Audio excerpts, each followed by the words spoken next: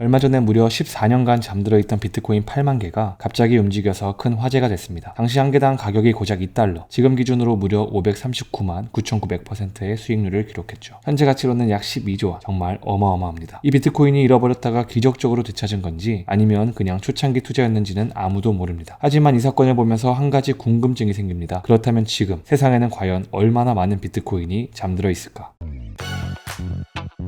우선 몇 가지 전설적인 사례들을 먼저 볼까요? 먼저 영국 웨일즈의 제임스 하웰스. 2013년 그는 실수로 8,000 비트코인이 담긴 하드디스크를 쓰레기장에 버렸습니다. 지금 가치로는 무려 약 1조 원에 달하죠. 그는 지금도 그 매립장을 파내기 위해 시청과 싸우고 있고 심지어 매립지를 통째로 사려는 시도까지 했습니다. 또 다른 사례는 독일의 프로그래머 스테판 토마스. 그는 7002 비트코인이 담긴 USB 드라이브의 비밀번호를 잊어버렸습니다. 틀릴 기회는 이제 단 2번밖에 남지 않았고 현재 가치로는 약 9천억 원에 달합니다. 그리고 쿼드리가 사건도 빼놓을 수 없죠. 캐나다의 암호화폐 거래소 쿼드리가는 2013년에 설립됐는데 2019년 창립자인 제럴드 코튼이 갑작스럽게 세상을 떠나면서 문제가 발생했습니다. 그는 거래소의 콜드월렛 비밀키를 혼자만 관리하고 있었기 때문에 무려 26,000 비트코인이 영원히 묶여버렸습니다. 마지막으로 가장 신비로운 사례는 바로 사토시 나카모토. 비트코인의 창시자인 그는 약 100만 비트코인을 채굴하고 한 번도 사용하지 않은 채 사라졌습니다. 지금 가치로는 무려 100조 원이 넘죠. 이 경우는 엄밀히 말하면 잃어버렸다기보다는 그의 침묵이 오히려 비트코인의 완전한 탈중앙화 철학을 지탱하고 있는 거죠. 하지만 비트코인이 언제, 어디서, 어떻게 움직일지는 아무도 모릅니다.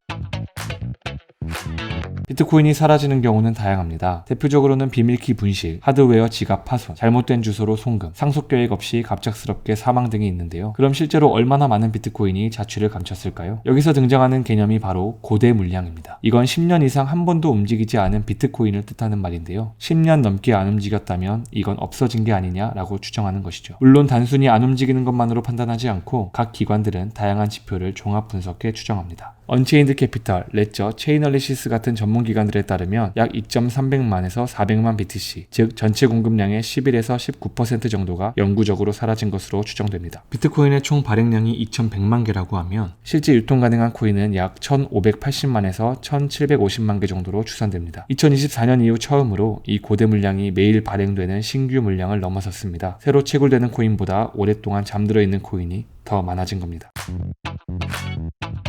그렇다면 이렇게 사라진 비트코인은 어떤 영향을 미칠까요? 먼저 희소성이 올라가겠죠. 존버 코인과 잃어버린 코인이 합쳐져 고대 물량이 되고 이 덕분에 비트코인의 희소성은 앞으로 더 강화될 것으로 예상됩니다. 실제로 사토시 나카모토는 잃어버린 코인은 모두의 코인을 조금씩 더 가치 있게 만든다. 일종의 기부라고 생각하라 라고 말한 적도 있습니다. 하지만 중요한 점은 이런 희소성이 무조건 가격 상승을 보장하지는 않는다는 점입니다. 예를 들어 오랫동안 움직이지 않던 고대 지갑이 갑자기 움직이면 시장에 큰 매도 압력이 생길 수도 있죠. 장기적인 측면을 한번 보죠. 먼저 잃어버린 코인은 네트워크의 보안에도 영향을 미칠 수 있습니다. 앞으로 비트코인 채굴량은 점점 줄어들고 마지막 비트코인은 2140년에 채굴될 예정입니다. 여러분이 한 번쯤 사진이나 기사에서 보셨던 이 채굴 장비들, 마지막 코인이 채굴되고 나면 더 이상 비트코인을 새로 캐는 용도로는 쓸 수 없게 됩니다. 그때 이후에는 전송 수수료만으로 네트워크가 운영됩니다. 코인의 가치가 충분히 높다면 수수료만으로도 채굴자들이 네트워크를 지킬 요인이 생기겠지만 만약 그렇지 않다면 보안과 운영에 심각한 문제가 생길 수도 있습니다. 암호화폐의 이름에 담긴 암호가 제대로 작동하지 않게 되는 셈이죠. 한마디로 치명적인 상황이 될 수도 있다는 이야기입니다. 이런 상황에서 잃어버린 코인 덕분에 희소성이 유지되면 장기적인 관점에서 오히려 나쁘지 않다는 시각이 있는 거고요. 또 한편으로는 이렇게 희소성이 강화되고 오랫동안 움직이지 않는 고대 물량이 있다는 점이 기관 투자자들에게 굉장히 매력적인 포인트가 됩니다. 실제로 ETF 같은 투자 상품을 통해 2025년에는 비트코인의 약 7%, 2033년에는 약 15%가 ETF에 편입될 거라는 전망도 있습니다. 또 한 가지 중요한 시사점이 있습니다. 바로 내 키가 아니면 내 코인이 아니다 라는 철학입니다. 비트코인 지갑은 설계상 비밀키를 잃어버리면 복구할 수 없는 구조를 가지고 있습니다. 겉보기에는 단점 같지만 사실 이건 탈중앙화와 검열 저항성을 지키기 위한 핵심 원칙이죠. 중앙기관이 마음대로 코인을 되돌리거나 계정을 초기화할 수 없도록 설계된 겁니다. 하지만 이 구조는 동시에 사용자 책임을 100% 강조합니다. 평범한 사용자 입장에서는 너무 어렵고 위험하게 느껴져 대중화의 큰 장벽이 되기도 합니다. 이더리움을 만든 비탈릭 부테린도 한 인터뷰에서 위해서 지나치게 복잡한 비밀번호 관리 대신 더 나은 지갑 기술이 필요하다라고 강조하기도 했습니다. 비트코인을 잃어버린다는 건 단순히 개인의 실수로 끝나지 않습니다. 전체 시장의 공급량과 가치에 영향을 주고 나아가 비트코인의 철학과도 연결되는 중요한 문제입니다. 내 키가 아니면 내 코인이 아니다 라는 철학을 지키려면 사용자 스스로 철저하게 관리하는 수밖에 없습니다. 하지만 동시에 너무 복잡한 보안 때문에 오히려 사용자 입장에서는 부담스럽다는 비판도 있습니다. 결국 자유와 책임, 이 두 가지를 동시에 짊어져야 하는 것이 비트코인을 가진다는 의미가 아닐까요? 영상이 유익하셨다면 좋아요와 구독 부탁드립니다. 감사합니다.